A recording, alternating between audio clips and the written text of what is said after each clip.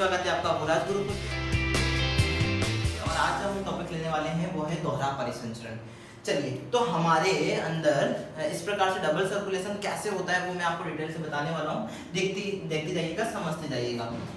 ये है हमारा हृदय, ठीक है जी, ये है हृदय। और हृदय के कितने प्रकोष्ठ होते हैं? 4 प्रकोष्ठ होते हैं, ठीक है जी। हृदय के 4 प्रकोष्ठ होते हैं ऊपर का। अब आप बता दीजिए, मैंने आपको पहले भी बताया है कि ये जो साइड होता है हमारा, वो हमारे बॉडी के अकॉर्डिंग होता है कि ये कौन सा हाथ है, ये लेफ्ट हैंड साइड है, तो ये हमेशा कौन सा साइड होगा? लेफ्ट साइड होगा, ठीक है, लेफ्ट। ओके जी। और ये जो साइड होता है वो हमेशा कौन सा होता है? राइट साइड होता है। ये कौन सा साइड हो गया? Right side. डन। तो चलिए, अब इसी आधार पे मेरे को बता दीजिए कि ये कौन सा हो गया? लेफ्ट साइड, और ये कौन सा हो गया? Right side. ये कौन सा हो गया? लेफ्ट साइड, और ये कौन सा हो गया? Right side. तो इसी प्रकार से देखते हैं आगे। हृदय में ऊपर के जो दोनों प्रकोष्ठ होते हैं वो कहलाते हैं ऑरिकल या एट्रियम, ओके जी। और नीचे के दोनों प्रकोष्ठ होते हैं वो कहलाते हैं वेंट्रिकल्स, ठीक है जी, निलय, ठीक है। ऊपर के दोनों, अच्छा मैं आपको यहाँ पर लिख देता हूँ ताकि आपको कोई कंफ्यूजन नहीं हो। ए का मतलब यहाँ पर मैंने लिखा है ऑरिकल से। किससे मतलब होता है? ऑरिकल। ऑरिकल का मतलब क्या होता है हिंदी में? ऑरिकल को कहते हैं आलिंद। और वेंट्रिकल्स का मतलब क्या होता है? वेंट्रिकल्स का मतलब होता है निलय, ठीक है जी। तो इस प्रकार से हम कह सकते हैं कि ये कौन सा हो गया? ये हो गया बायां। अच्छा, लेफ्ट का मतलब क्या हो गया? बायां। इसका मतलब ये क्या हो गया? बायां आलिंद, ठीक है जी। और ये कौन सा हो गया? दायां आलिंद। ये कौन सा हो गया? बायां निलय। और ये कौन सा हो गया? दायां निलय, है ना। राइट का मतलब यहाँ पर हो गया ये दाहिना, ठीक है। अब देखिए यहाँ पर होता कैसा है डबल सर्कुलेशन, ठीक है जी। डबल सर्कुलेशन के लिए मैं बताता हूँ कि मैंने आपको पिछले वीडियो में, यदि आपने नहीं देखा है तो जरूर देखें। पिछले वीडियो में मैंने आपको बताया था कि हृदय के अंदर रक्त प्रवेश करता है, ठीक है। और रक्त लाने वाली नलिकाएं क्या कहलाती है? तो वो क्या कहलाती है? आपको पता है क्या कहलाती है? लाने वाली, ठीक है, शिराएं। और ले जाने वाली, याद करिए, क्या कहलाती है? धमनियां कहलाती है, ठीक है। ये देखिए, ले जाने वाली क्या कहला रही है? धमनियां कहला रही है। यहाँ से ये रक्त जा रहा है। चलिए, अब मैं बात करता हूँ, मैंने आपको रेस्पिरेटरी सिस्टम में पढ़ाया है। आप जब तक पिछले वीडियोस नहीं देखेंगे, ठीक है, तब तक आगे से आगे वीडियो समझ में नहीं आएंगे। तो कृपया जल्दी से जल्दी आप पिछले वीडियो जरूर देखें। चलिए, तो मैं बात करूँ कि ये है हमारे फुफ्फुस में, यहाँ पर क्या उपस्थित होती है? वायु कुपिकाएं उपस्थित होती है। आपको बताया था मैंने, ये क्या बनाया मैंने? ये किसकी संरचना बनाई? वायु कुपिका की, है ना। वायु कुपिका को इंग्लिश में हम क्या बोलते हैं? इंग्लिश में हम बोलते हैं एल्वियोलाई, एल्वियोलाई। और वायु कुपिकाएं कहाँ स्थित होती है? तो वायु कुपिकाएं स्थित होती है हमारे लंग्स में या फुफ्फुस में, ठीक है जी, डन। और यहाँ पर मैं बना रहा हूँ हमारे शरीर के अंग, ठीक है। अंगों के अंदर क्या उपस्थित होती है? अंग किसके बने होते हैं? तो अंग किसके बने होते हैं? आपके उत्तकों के। और उत्तक किसके बने होती है? कोशिकाओं की। तो ये कोशिकाओं में, ठीक है, यहाँ पर क्या है? कोशिकाओं में, ठीक है। अंगों में क्या पाई जाती है? कोशिकाएं। डन। अब चलते हैं आगे। तो ये मैंने बना दी यहाँ पर कुछ कोशिकाएं। डन। अब समझते चलिएगा इसको, ठीक है। अब होता कैसा है डबल सर्कुलेशन? तो मैं आपको बता देता हूँ कि जैसे ही मैंने आपको बताया था रेस्पिरेटरी सिस्टम में, जैसे ही कौन सी क्रिया होती है? अंतः श्वसन की क्रिया होती है। कौन सी क्रिया? अंतः श्वसन या निःश्वसन की क्रिया होती है। उससे वायु कहाँ प्रवेश करती है? वायु कुपिकाओं में प्रवेश करती है। और वायु में किसकी मात्रा ज्यादा होती है? ऑक्सीजन की मात्रा ज्यादा होती है। तो यहाँ पर होता क्या है? देखिए, ये यहाँ पर क्या होता है? यहाँ पर देखिए, हर अंग के ऊपर रक्त केशिकाएं पाई जाती है। हर अंग के ऊपर क्या पाई जाती है? रक्त केशिकाएं पाई जाती है। और ये जो रक्त केशिकाएं होती है, मैंने आपको पिछले वीडियो में बताया था, केशिकाएं, ठीक है, जो वाहिकाएं होती है वो पतली पतली नलिकाओं के रूप में परिवर्तित हो जाती है, तब उन्हें कैपिलरी या रक्त केशिकाएं कहते हैं।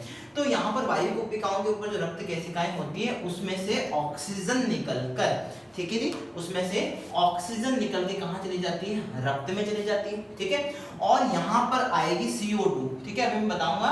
तो जो रक्त में CO2 उपस्थित होती है वो कहाँ चली जाती है?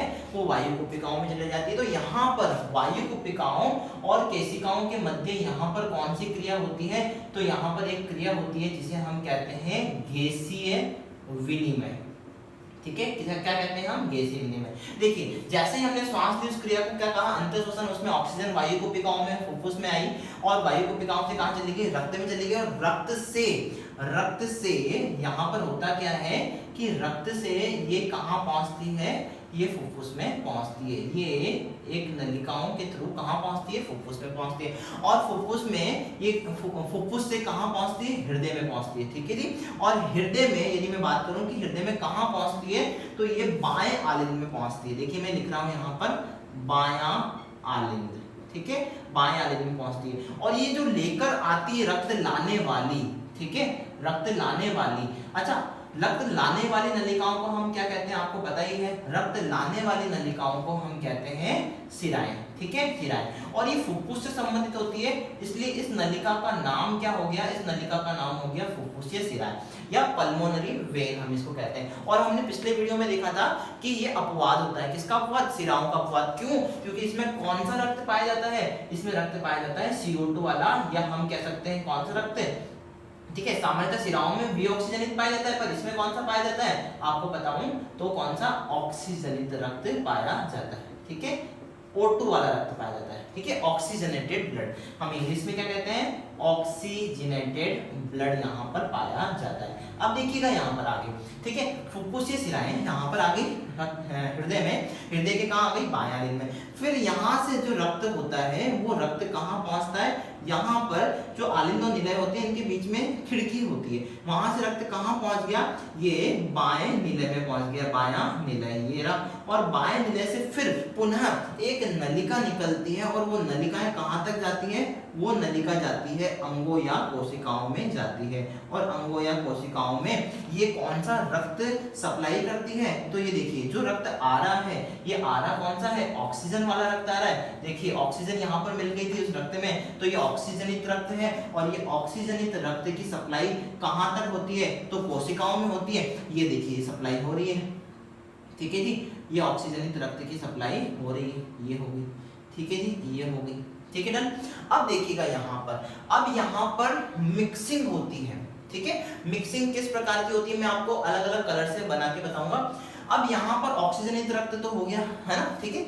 अब यहाँ से क्या होता है, यहाँ से मिक्सिंग स्टार्ट होती है, यहाँ पर रक्त केशिकाएं उपस्थित होती है, और रक्त केशिकाओं के यहाँ से मिक्सिंग प्रारंभ होती है। तो ये जो नलिकाएं, मैं आपको सेकंड नलिकाएं बना रहा हूँ, किस प्रकार की, इस प्रकार की, और ये जो नलिकाएं होती है ये CO2 वाला रक्त लेके कहाँ पहुँचती है, और ये चैम्बर अभी बताया मैंने कौन सा चैम्बर है, कौन सा प्रकोष्ठ है हृदय का, ये कौन सा, देखिए ये दायां, और दायां मतलब ए का मतलब क्या हो गया, ये है दायां आलिंद, ठीक है, और दायां आलिंद। देखिएगा होता क्या है, ये ऑक्सीजन की सप्लाई कहाँ हो गई, कोशिकाओं तक हो गई, और यहाँ पर एक जो कोशिका होती है, उस एक कोशिका में मैंने पिछले वीडियो में बताया था आपको कि एक क्रिया होती है जिसे हम कहते हैं कोशिकीय श्वसन। कौन सी क्रिया, कोशिकीय श्वसन। और इस कोशिकीय श्वसन की क्रिया में जो ग्लूकोज होता है, वो ग्लूकोज इस ऑक्सीजन से क्रिया करके 6O2 से क्रिया करके 6CO2 प्लस 6H2O प्लस ऊर्जा बनाता है। कितनी ऊर्जा, तो 38 ATP का निर्माण यहाँ पर करता है। जो ये ऑक्सीजन है, देखिए ऑक्सीजन आ गई, ठीक है, और ऑक्सीजन फिर आ गई, ऑक्सीजन आ गई, यहाँ पर मिक्सिंग हो रही है, देखिए है ना, ठीक है, और यहाँ पर भी मिक्सिंग हो रही है। देखिए मैं बता देता हूँ आपको, यहाँ पर भी मिक्सिंग हो रही है। और ऐसी स्थिति में यहाँ पर ये ऑक्सीजन के बाद में यहाँ क्या बनी है, CO2 बनी है, और ये CO2 वापस CO2 कहाँ पहुंच जाती है, जो कोशिकाओं में जो CO2 बनी है वो कहाँ पहुंच जाती है, रक्त में पहुंच जाती है, और ये रक्त कैसा हो जाता है, CO2 वाला हो जाता है। और CO2 की मात्रा जिस रक्त में अधिक हो जाती है उस रक्त को हम क्या कहते हैं, तो उस रक्त को हम कहते हैं विऑक्सीजनित रक्त कहते हैं। देखिए अब ये आपको एक प्रोसीजर एक बार और समझना कि फुफ्फुसीय शिराओं में कौन सा रक्त है, ऑक्सीजनित रक्त है, और यहाँ से ये जो नलिका निकल रही है, इस नलिका का नाम भी मैं बता देता हूँ आपको। इस नलिका का नाम क्या है, महाधमनी। जो हृदय के बाएं निलय से जो रक्त नलिका निकल रही है उसको क्या कहते हैं हम महाधमनी कहते हैं। इंग्लिश में इसे कहते हैं ऑर्टा। क्या कहते हैं? ऑर्टा। और जो धमनी महाधमनी होती है वो आगे जाके और डिवाइड हो जाती है, डिवाइड होती है बिल्कुल पतली पतली शाखाओं में। देखिए जैसे माना कि ये महाधमनी बड़ा नाला, एक बहुत बड़ा नाला है, ठीक है, और ये आगे जाके विभाजित हो जाता है, ठीक है, कई नालियों में विभाजित हो जाता है। फिर वो नालियां और जाके आगे नाली और छोटी छोटी नालियों में विभाजित हो जाती है, और ये छोटी छोटी नालियां और आगे जाके छोटी छोटी नालियों में, फिर बिल्कुल पतली पतली, है ना, कोशिकाओं में। अब देखिए केशिकाओं में यदि मैं बात करूं महाधमनी आगे जाके डिवाइड होती है तो वो जो छोटी नलिकाएं होती है वो क्या कहलाती है? धमनी कहलाती है। फिर धमनी और डिवाइड होती है आगे जाके तो वो क्या कहलाती है? धमनिकाएं कहलाती है, ठीक है। धमनिकाएं और डिवाइड होती है तो फिर वो किसमें परिवर्तित हो जाती है? केशिकाओं में। किसमें परिवर्तित हो जाती है? केशिकाओं में, ठीक है। कोशिकाएं अलग है, केशिकाएं अलग है, ध्यान रखिएगा। तो यहाँ पर धमनियां किसमें? ठीक है, धमनिकाओं में, और धमनिकाएं किसमें? केशिकाओं में परिवर्तित हो जाती है। वापस जो केशिकाएं होती है वो केशिकाएं समझिएगा यहाँ पर भी केशिकाएं उपस्थित है, ठीक है, ये केशिकाएं, और केशिकाओं से वापस जब ये उल्टा प्रोसीजर, देखिए यहाँ पतली पतली नलिकाएं वापस, यहाँ जो बता रहा हूँ वापस उल्टा प्रोसीजर है, मतलब पतली पतली नलिकाएं जुड़ के किसका निर्माण करती है? सिरिका का निर्माण करती है, ठीक है। और जो सिरिका है वो जुड़कर, मैं आपको बता दूं, वो जुड़कर किसका निर्माण करती है? सिराओं का निर्माण करती है, सिरा का निर्माण करती है। और जो सिरा है वो जुड़ के किसका निर्माण करती है? महासिरा का निर्माण करती है। और महासिरा यहाँ पर कहाँ खुलती है? दाएं आलिंद में खुलती है। कहाँ खुलती है? दाएं आलिंद में। और बाएं निलय से कौन सी निकलती है? महाधमनी निकलती है। आ जाएगा समझ में? अच्छा जी। और इनमें सब में यदि क्वेश्चन पूछ लिया जाए कि महाशिरा में, सिरा में, सिरिकाओं में किस प्रकार का रक्त होता है, तो इन तीनों में कौन सा रक्त होता है? CO2 वाला रक्त, जिसे हम क्या कहते हैं? विऑक्सीजनित रक्त कहते हैं। यहाँ तक डन? विऑक्सीजनित रक्त, विऑक्सीजनित का मतलब CO2 वाला रक्त होता है। चलिए, और यहाँ पर आपसे पूछ लिया जाए कि महाधमनी, धमनी और धमनिकाओं में कौन सा रक्त होता है, तो यहाँ पर हमेशा आप क्या बताएंगे? कौन सा रक्त होता है? ऑक्सीजनित रक्त होता है, ठीक है, ऑक्सीजनित रक्त यहाँ पर होता है। कौन सा रक्त? O2 वाला रक्त होता है। अब देखिएगा और आगे का प्रोसीजर, जैसे ही रक्त यहाँ CO2 वाला कहाँ प्रवेश करता है? दाएं आलिंद में। दाएं आलिंद से फिर कहाँ प्रवेश करता है? दाएं नीले में। दाएं नीले से फिर नलिका निकलती है, और फिर ये जो नलिका निकलती है, ये नलिका निकल के, समझिएगा ध्यान से, ये नलिका निकलती है, और ये नलिका कहाँ जा रही है? ये लंग्स तक जाएगी। देखिए मैं आपको बना के बता देता हूँ, ड्रॉ करके बता रहा हूँ। ये नलिकाएं लंग्स में पहुँचती है इस प्रकार से, और कौन सा रक्त लेके पहुँचती है? तो ये CO2 वाला रक्त लेके पहुँचती है। और CO2 वाला रक्त जो होता है, रक्त में CO2 की मात्रा ज़्यादा है, तो यहाँ से अधिक से कम की ओर CO2 प्रवाहित होती है, और CO2 वापस वायु कुपिकाओं में जाती है, और वायु कुपिकाओं से पुनः निकल जाती है। और निकलने की जो क्रिया होती है, इसे हम क्या कहते हैं? बहिर्श्वसन या उच्च श्वसन कहते हैं। हम क्या कहते हैं? उच्च श्वसन कहते हैं। डन? चलिए, तो इस प्रकार से ये जो हृदय में रक्त 2 बार प्रवाहित होता है, 2 बार आता है, हृदय से रक्त 2 बार जाता है और आता है। तो इस प्रकार से अब देखिए यहाँ पर भी मैं आपको बता दूं कि हृदय का ये जो भाग है, देखिएगा ध्यान से समझिएगा, हृदय का ये जो भाग है, ये भाग किस प्रकार का हो गया? ये आधे भाग में, हृदय के आधे भाग में यदि मैं पूछूं कि हृदय के आधे भाग में कौन सा रक्त है, तो कौन सा रक्त होगा? ऑक्सीजनित रक्त होगा। और हृदय के, है ना, आधे बाएं भाग में तो कौन सा? ऑक्सीजनित। और हृदय के आधे इस दाएं भाग में किस प्रकार का रक्त होता है, यदि क्वेश्चन पूछ लिया जाए, ये दाएं भाग में, ये देखिए ये सेपरेट है, सेप्टम है, यहाँ पर किस प्रकार का रक्त होता है, तो यहाँ पर उपस्थित होता है आपका कौन सा रक्त? विऑक्सीजनित रक्त। अच्छा जी, अब बात करते हैं यहाँ से कि ये जो रक्त निकला, ये रक्त कौन सा था? ये भी आपका CO2 वाला रक्त था, ठीक है। और ये CO2 वाला रक्त कहाँ पहुँच गया? आपके वायु कोशिकाओं में पहुँच गया। अब नलिकाओं की बात करें, ये नलिकाएं हमने पहचान ली, तो ये नलिकाएं कौन सी होती है? मैंने आपको बताया था कि हृदय से निकलने वाली कौन सी होती है, तो आपको बताया था धमनियां होती है, और ये किससे संबंधित है? फुफ्फुस से, इसलिए ये कौन सी हो गई? फुफ्फुसीय धमनी हो गई। यहाँ तक डन है। फुफ्फुसी धमनी को हम पल्मोनरी आर्टरी भी कहते हैं। और पल्मोनरी आर्टरी में किस प्रकार का रक्त होता है आपको बताया था मैंने। धमनियों में सामान्यतः कौन सा होता है, वापस याद करिए, है ना, ऑक्सीजनित होता है, पर ये अपवाद होता है, इसलिए इसमें कौन सा होता है, CO2 वाला आपको दिख ही रहा है, विऑक्सीजनित रक्त होता है।